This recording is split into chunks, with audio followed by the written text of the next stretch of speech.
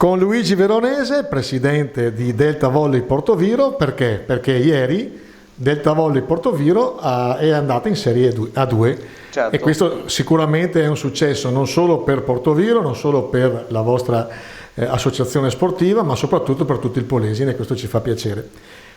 La domanda prima che mi viene spontanea: come si fa dalla Serie D del 2006 ad andare alla Serie A2 in così poco tempo, partendo da Portoviro, che è fondamentalmente una città di 14.000 abitanti, quindi Esatto. complimenti a prescindere. Come si fa? È una domanda difficile.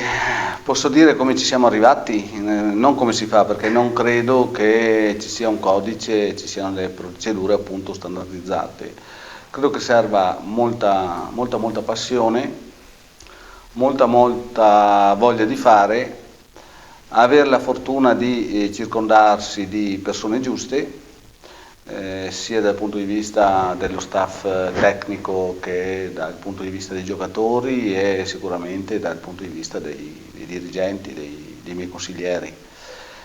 E posso dire,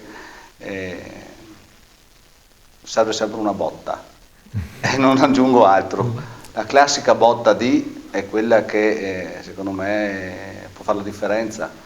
In questi anni siamo stati anche molto fortunati, devo dire. Ecco, di solito dietro un grande successo la fortuna può incidere un 10, 20, 30, Sì, 50%, però fondamentalmente lei ha parlato di uno staff tecnico importante, di atleti, però alla fine penso che il successo sia anche dal management, quindi non sto facendole una sviolinata, No, però siccome no. ho conosciuto e ho seguito un pochino le vostre cose, effettivamente avete una imprenditorialità in questo settore che in altre compagini sportive del Polesine non abbiamo trovato, quindi complimenti.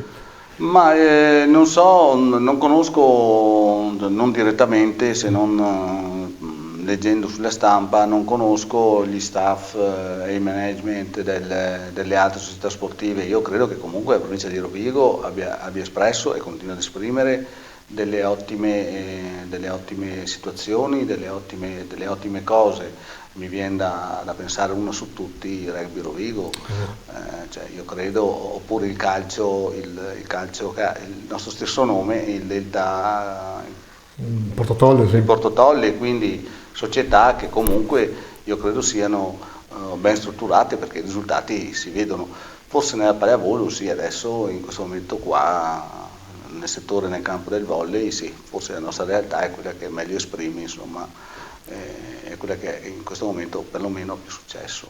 Ecco, una 2 comporta praticamente tutto il nord Italia, cioè in che... No, la 2, a differenza della 3 dalla quale siamo usciti adesso, abbiamo concluso la stagione ieri, c'erano due gironi, cioè il girone bianco e il girone blu.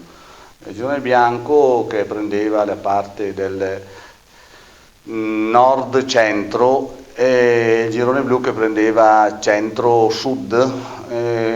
La A2 ha un unico girone che sarà composto di 13 o 14 squadre. Ancora non ho avuto modo di vedere il regolamento in questi punti, ed è un girone che insomma è italiano e nazionale e comporta delle trasferte di una certa natura e di un certo rilievo, insomma. Ecco, la mia domanda aveva anche Penso che tu ti voglia una domanda anche che indiscreta, lei si voglia agganciare nel senso ad quanto può altre. costare un campionato e quanto è costato, magari se hai dati anche la 3. I dati della 3 io ancora non li ho, perché tanto per dire, l'ultima trasferta di ieri che abbiamo pagato non sono in grado e quindi non posso avere dati precisi e validi. Sicuramente c'è un diverso importo per quanto riguarda le tasse gara. La fideiussione che sarà più alta sicuramente, perché abbiamo una fideiussione in garanzia dei giocatori e della Lega per gli obblighi che ci corrono nei confronti della Lega, e ci saranno i costi delle trasferte che sono sicuramente più dispendiosi, perché insomma la città più lontana dove milita una squadra di categoria A2 credo sia Ortona, e un'altra in Puglia, non mi ricordo perfettamente per il luogo, è una società storica importante, poi c'è il Taranto, a meno che adesso non superi il turno e che non vada diretta in Superlega. E quindi sì, ci sarà sicuramente un aggravio di spese, sicuramente ci sarà qualche inserto da fare anche per quanto riguarda lo staff tecnico e la compagine prettamente sportiva. Vediamo cosa succede. Sì. Il palazzetto dello sport di Portoviejo è adeguato o dovrà essere... Attualmente il palazzetto dello sport ha 494 posti a sedere, grazie al contributo tanto di LNG Adriatic quanto dell'ente Delta Parco del Po.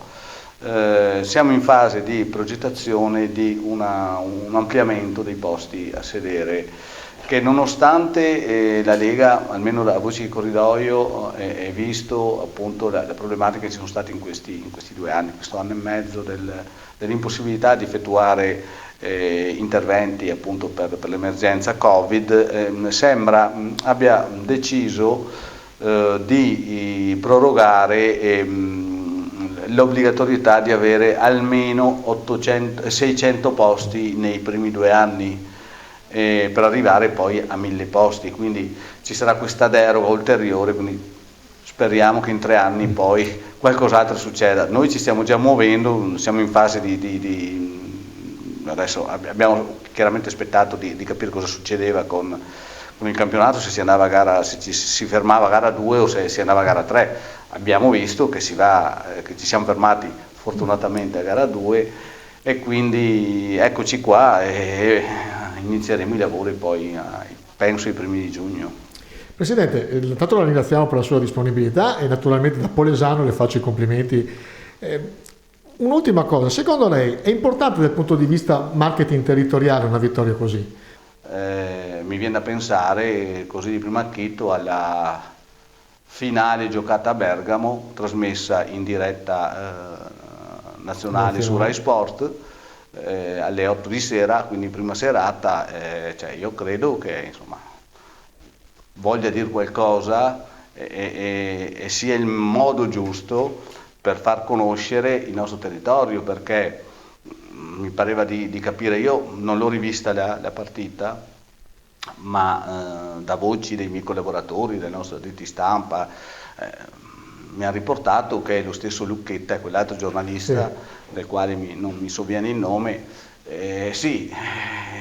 hanno parlato del nostro territorio, hanno parlato del Delta del Po, hanno parlato della produzione ortofrutticola, dei prodotti ittici, insomma io credo che sia un bel biglietto da visita.